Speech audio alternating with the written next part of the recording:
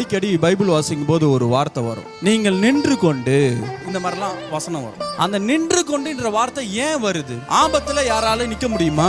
நாய் துரத்துது, நிப்போமா? தேவன் சொல்றார் நின்று கொண்டு.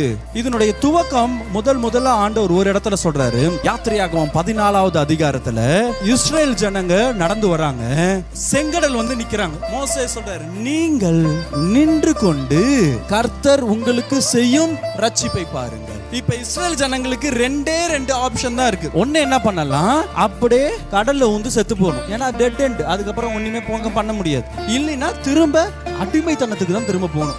ஏன் நின்று கொண்டுன்ற வார்த்தை இருக்கு தெரியுங்களா? இது ரெண்டுமே நீ செய்யக்கூடாதுன்றார். இப்ப இருக்கிற பிரச்சனையில ஆண்டவர் நம்மள மூழ்கவும் விட மாட்டாரு, என்னை ஆண்டவர் பின்னோக்கியும் போக விட மாட்டாரு. ஆண்டவர் மூன்றாவது ஒரு காரியத்தை செய்வார். அது இதுவரையிலும் யாரும் பார்த்திராத ஒரு பாதையை ஆண்டவர் திறப்பார். நம்ம செய்ய வேண்டியதெல்லாம் நின்று கொண்டு இருந்தாலே போதும். நான் அவரை நம்பினா மட்டும் போதும்.